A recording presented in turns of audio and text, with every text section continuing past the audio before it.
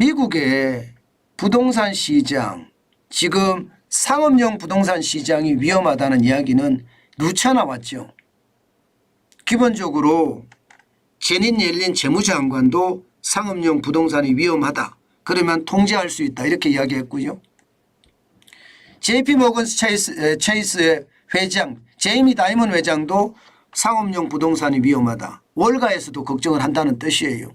게다가 학계에서도 상업용 부동산에 대한 위험 굉장히 크다. 이렇게 말해 왔습니다.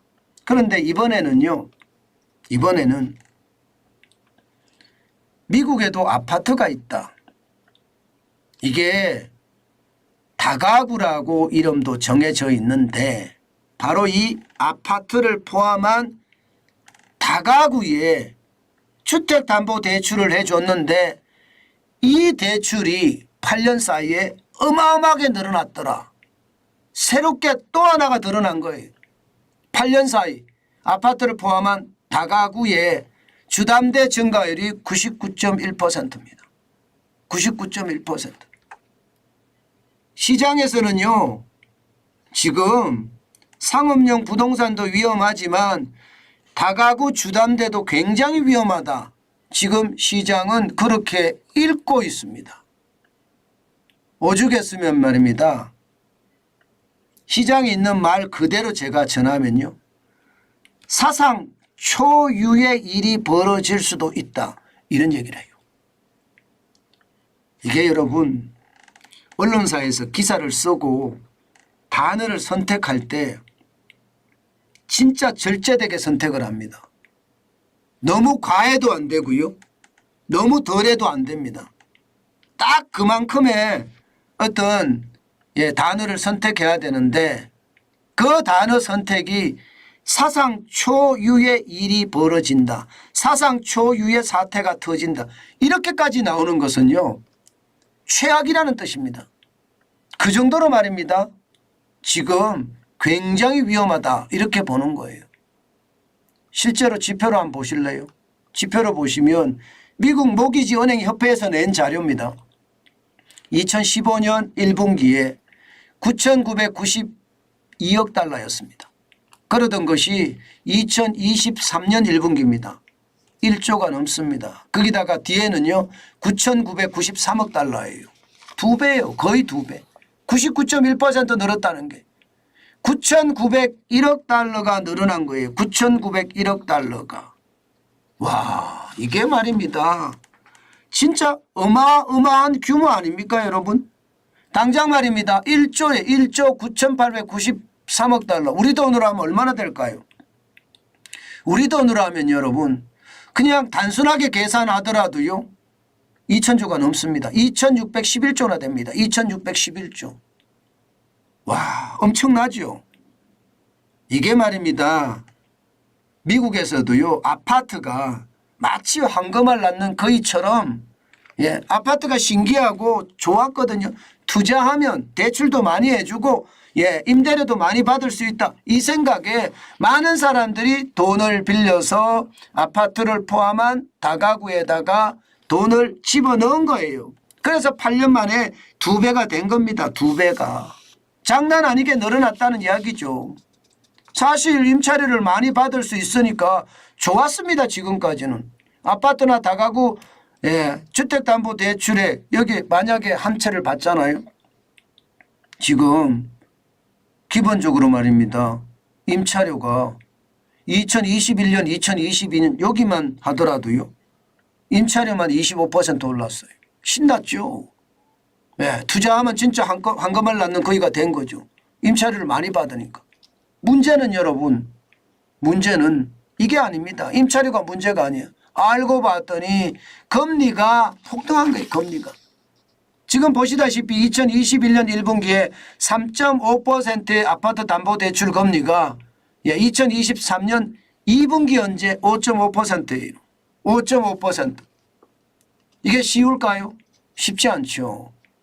그러면 임차료를 올려야 되는데 임차료를 올리니까 사람들이 나가버리네요. 그러니 시장에서는요. 이거 봐라.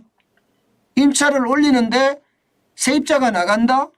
그러면 집주인 입장에서는 임차료를 받아서 이자도 내야 되는데 생활도 하고 사람이 나가버리니까 공중에 붕 떠버리는 거예요. 이게 이제 충격이 올 거라고 예상을 하고요. 문제는 대출 만기가 이제 도래하는 거예요. 대출 만기가. 줄줄이 말입니다. 보시는 것처럼 말입니다. 당장 2023년에서 2027년 그러니까 지금 연도로 보면 3년 반 정도 되죠. 도래하는 금액이 만기 도래하는 금액이 9,807억 원입니다. 전체 액수 1조 9,893억 중에 49.3%예요. 엄청난 규모죠. 이게 우리 돈으로 환산을 한다고 해보세요. 앞서 말입니다. 1조 9,893억 원이 2,611조였잖아요. 그러면 만기 도래하는 금액은 1,300조 된다는 거예요. 1,300조. 괜찮겠습니까? 그러니까 시장에서는요. 이러다가 결국 충격은 엉뚱한 데서 터지겠구나. 상업용 부동산이 떨어졌다면요. 아파트 포함한 다가구도 가격이 떨어졌거든요. 그래서 팔아서 어떻게 막고 싶어도 지금 막을 수가 없는 상태다. 쉽게 말하면 집주인 입장에서는 이게 임대료는 올려야 되겠고 임대료 올리면 집주인 세입자는 나가고 그러니 임대료는 안 올리고 내가 이자를 부담하고 계속 버텨가야 된다는 이야기인데 금리 쉬이 안 떨어지거든요. 그래서 더 위험하다고 봅니다. 지금 제가 여러분들에게 금리가 오래도록 고금리가 간다고 말씀을 드리는 거 이거 현실입니다. 그렇게 되니 시장에서 진짜 어렵다는 이야기가 많이 합니다. 많은 사람들이 월스트리트 저널에도 그렇게 이야기했습니다. 월스트리트 저널에서도 많은 전문가들이 상업용 부동산이 문제라고 이야기하지만 사실 가만히 따져보면 아파트 담보대출자의 채무불이행이 더 문제다. 심지어 말입니다. 아파트 소유주들이 이게 시한폭탄이라는 표현을 안 썼어요. 월스트리트 저널에서. 수소폭탄 시나리오에 직면해 있다. 수소폭탄 시나리오에 직면해 있다. 결국 미국의 부동산 지금 최악이라는 상황이에요. 미국도. 지금 말입니다. 여러분.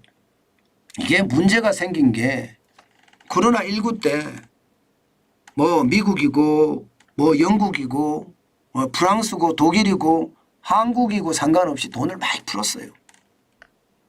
그 돈이 결국은 거품으로 치닫다가 이제 실적 중심의 시장이 점점 변해가니까 거품이 빠지면서 상업용 빌딩 가격도 떨어져 아파트나 혹은 다가구 주택도 떨어져 그러니까 소유주들 입장에서는 엄청난 부담이 지금 되고 있는 겁니다. 이거 지금 안 터져도 결국은 한 번쯤은 터진다는 거예요. 글로벌 금융위기 때도 비슷했거든요. 그런데 그런 일이 또 재반복된다고 이야기할 정도로 지금 시장은 위험에 쌓여 있다. 저는 여러분들에게 그 말씀 꼭 드리고 싶습니다. 이게 전 세계 시장을 보면 우리 시장도 보이거든요. 물론 우리 시장은 상업용 부동산이 좀 다릅니다. 외국 시장하고 좀 다르지만 결국 말입니다. 저는 시장이라는 게 닮아간다고 생각해요. 우리가 저기 외따로 동떨어져 있는 세계 시장에 뚝 떨어져 있는 그런 나라가 아닐진데 결국은 세계 시장의 흐름을 따라갈 겁니다. 저는 그런 것을 보면요. 여러분들에게 요즘 부동산 하지 마라. 그 말씀 드리고 싶어요. 중국도 무너져. 지금 미국도 상업용 부동산에 이어서 아파트를 포함한 다가구 주택의 위험성이 커지고 있다. 이것은요. 우리에게도 그런 시절이 올 수밖에 없다는 생각이 들어요. 그렇기 때문에 여러분 전 세계 시장을 보면 뭔가 약간은 보이잖아요. 그렇게 약간을 보이는 것을 지금 우리에게는요. 굉장히 중요한 소재로 저는 생각해야 된다고 봅니다. 제가 여러분들에게 뭐 집값이 오를 기미가 보이긴 한다. 그렇지만 이게 폭등하거나 이렇게 갈 확률은 굉장히 낮다고 말씀을 드리는 것이 바로 이 지표들이에요. 중국이 무너지고 미국이 무너지고 있는데 한국인들 계속 버틴다? 글쎄요.